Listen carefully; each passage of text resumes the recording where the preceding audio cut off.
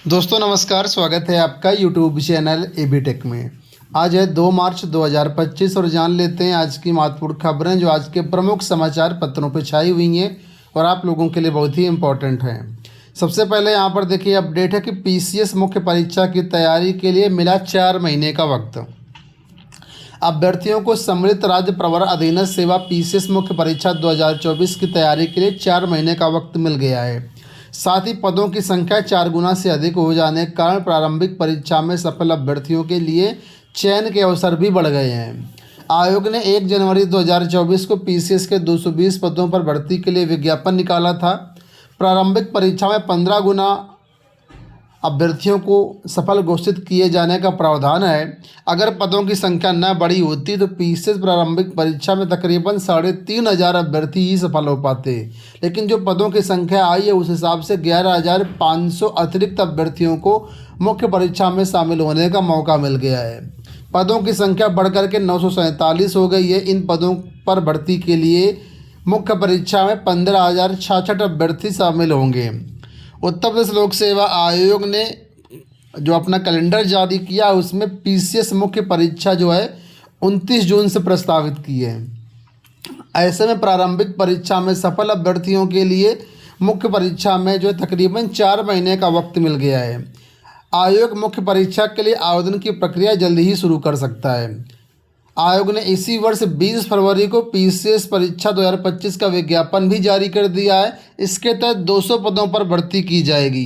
PCS 2025 की प्रारंभिक परीक्षा के आयोग के कैलेंडर में 12 अक्टूबर को प्रस्तावित की गई है। तो कुल मिलाकर के अभी समय है मुख्य परीक्षा के लिए और पीसीएस 2025 के लिए भी। अगर आपने इनका फॉर्म भरा हुआ है या पीसीएस मुख्य परीक्षा के लिए शामिल हो रहे हैं तो जो है इसमें जो ज़रूर अपना अच्छे से अच्छा प्रदर्शन दीजिए। यहाँ देखिए अपडेट है कि जिन विद्यालयों के परीक्षार्थी वहीं के शिक्षक बन गए कक्ष निरीक्षक। यूपी बोर्ड परीक्षाओं की यहाँ पर खबर है, प्रयागराज से न्यूज़ छपी हुई है कि बहुत से ऐसे विद्यालय हैं जहाँ के बच्चे उसी विद्यालय में गए हैं जहाँ पर टीचर्स ड्यूटी कर रहे हैं। मतलब ये है कि शिक्षक और विद्यार्थी दोनों एक ही स्कूल में गए हैं। इससे जो है नकल की संभावना काफ़ी हालांकि बढ़ जाती हैं और ये रूल नहीं है, ऐसा रूल नहीं है। रूल ये है कि जिस विद्यालय में बच्चों का सेंटर जाता है, ठीक है, तो उस विद्यालय के टीचर्स की ड्यूटी वहाँ पर ना लगाई जाए, ऐसी व्यवस्था है। लेकिन आप लोग सामने स्क्रीन पर देख ही सकते हैं कि विद्यार्थी भी वही हैं और शिक्षक वहाँ कक्ष निरीक्षक की ड्यूटी भी कर रहे हैं। कल हाई स्कूल की गणित परीक्षा का पेपर था। 1.5 लाख ने छोड़ी गणित की परीक्षा, पकड़े गए 5 फर्जी परीक्षार्थी। यूपी बोर्ड की शनिवार को हाई स्कूल गणित की परीक्षा में 4 और इंटरमीडिएट नागरिक शास्त्र परीक्षा में 1 फर्जी परीक्षार्थी को पकड़ा गया। 5 के खिलाफ एफआईआर दर्ज करा दी गई है। साथ ही अन्य 2 मामलों में भी एफआईआर दर्ज कराई गई है। खास बात यह है कि दोनों पालियों की परीक्षा में नकल करते कोई नहीं पकड़ा गया है। तो कुल मिलाकर के जो प्रयागराज से अपडेट है कि 1.5 लाख पर ने छोड़ दी परीक्षा, 5 फर्जी परीक्षार्थी पकड़े गए हैं और 22,72,000 छात्रों ने दी परीक्षा। यहाँ एक खबर युवाओं के लिए कि युवाओं को रोजगार का प्रशिक्षण मिलेगा।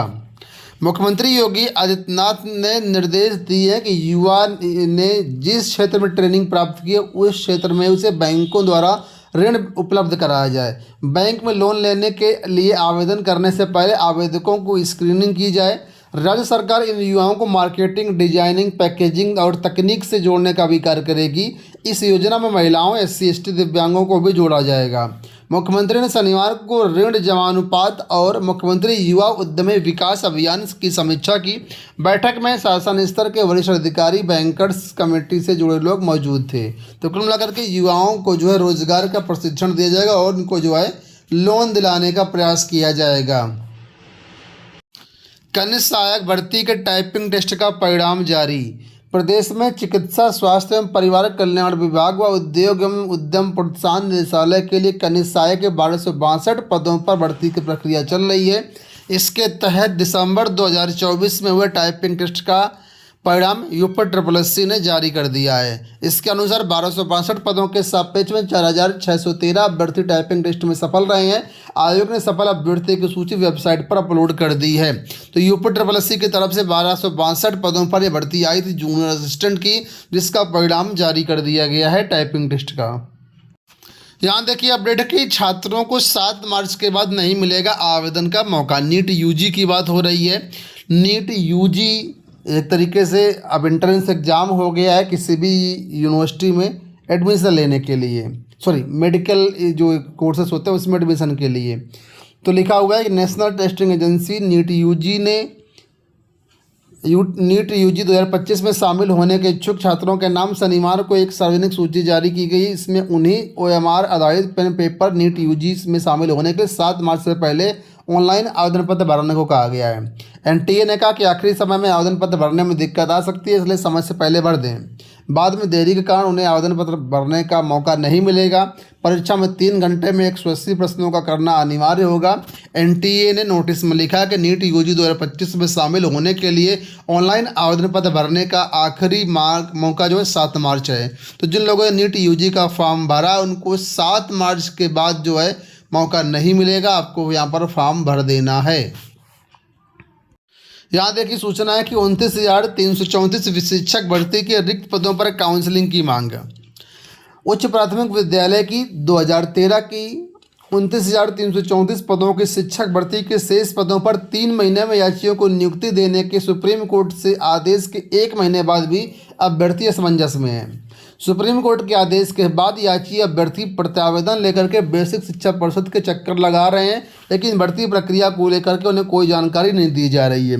इसके बावजूद कुछ अभ्यर्थियों ने परिषद कार्यालय में अपने प्रत्यावेदन जमा किए हैं। जल्द रिक्त पदों के सापेक्ष याचियों को नियुक्ति देने के लिए काउंसलिंग कार्यक्रम जारी नहीं किया गया तो वो मुख्यमंत्री से मिलेंगे।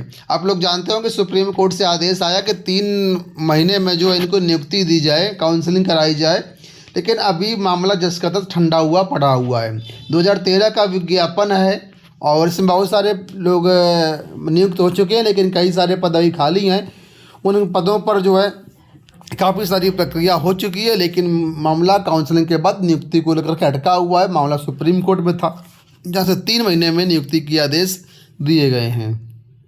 यहाँ देखिए अपडेट है कि सर्वोदय विद्यालयों में अब एंट्रेंस एग्जाम से दाखिला मिलेगा। समाज कल्याण विभाग की ओर से संचालित जयप्रकाश नारायण सर्वोदय विद्यालयों में अब राज्य स्तरीय प्रवेश परीक्षा के माध्यम से दाखिला लिया जाएगा। अभी तक अब विद्यालय अपने स्तर से ही प्रवेश करते थे। विद्यालय में कक्षा 6 से 9 तक में दाखिले के लिए राज्य स्तरीय प्रवेश परीक्षा आयोजित की जाएगी।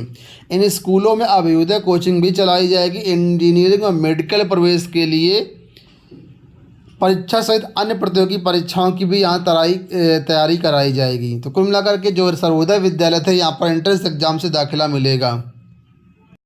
एक सूचना यहाँ पर है कि राजस्थान कर्मचारी चयन बोर्ड ने पटवारी के पदों पर भर्तियाँ निकाली हुई हैं। 2020 पदों पर ये भर्तियाँ आई हुई हैं। पद का नाम है पटवारी।